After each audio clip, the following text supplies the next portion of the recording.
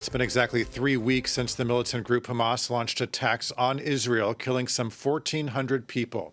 In retaliation, Israel has launched relentless attacks from the air, and according to Hamas, more than 7,000 Palestinians have been killed. Overnight, Israeli forces stepped up their attacks on the enclave and expanded ground operations, but refused to say if this was indeed the long-awaited ground invasion the leaders have promised, aimed at wiping out Hamas. For more, let's cross to our correspondent in Jerusalem, Irris Makler. So, Irris, we've been talking about this for a few days now, about whether a ground invasion of Gaza is technically underway or not. What can you tell us about this latest military operation by Israeli forces? I can tell you that the IDF spokesperson says it is not the ground offensive, the all-encompassing ground offensive yet. However, it's now, I'm just checking my watch, 18 hours that the Israeli troops, and that's troops, tanks, APCs, air cover for them, fighter jets as well, that all of those forces have been in the Gaza Strip, and we haven't had an announcement that they've left yet. So what we do know is that the aerial bombardment has been intense, like nothing I've ever heard. You know, I've been covering this conflict for many years.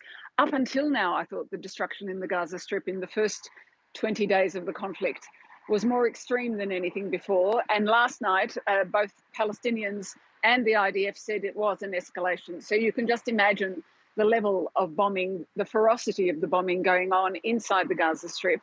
We did also hear, if you're standing at the border, you did also hear machine gun fire was reported, and Palestinian sources said there were clashes at the north of the Gaza Strip, at that border, and at the center of the Gaza Strip, I guess you'd say closer to the border with Israel.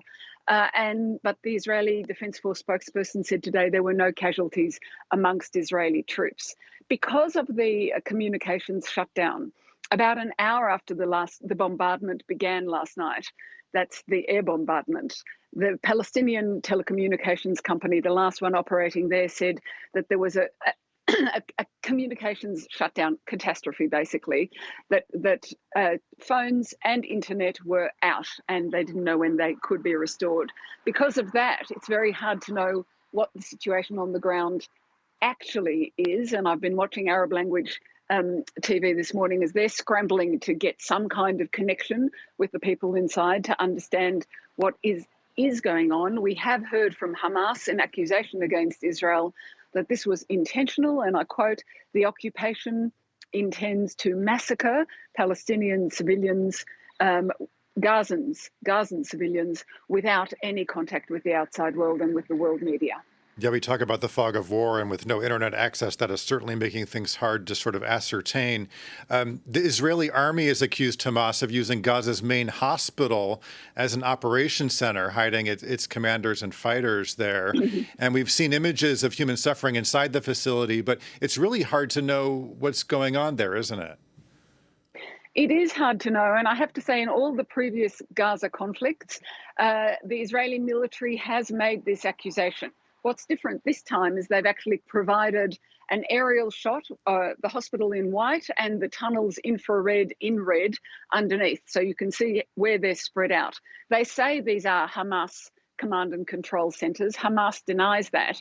But I think the significance of this is twofold. One, the Israeli military is telling the world that what it calls the cynicism of Hamas, placing itself below the main hospital, using civilians and doctors as human shields for its activities. That's one thing. It's also a message to Hamas.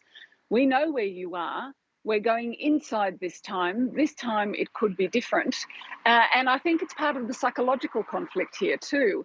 A message in code to Hamas: you release our hostages and we'll do some kind of deal, because the position of the hostages, now numbered at 229 people inside the Gaza Strip, no contact with them for 3 weeks, as becoming, I think, in a focus shift, very, very crucial here inside Israel. Yeah, you're mentioning the hostages there. There is real concern about what a ground invasion could mean for them. That's right, and that's what the families of the hostages are saying. They allege there's been poor communication with the authorities in Israel from the start. Only within the last week has saving the hostages been added to Israel's war aims. Before, it was all about the destruction of Hamas. And they've demanded, the relatives of the hostages have demanded a meeting with the Prime Minister and all members of the cabinet.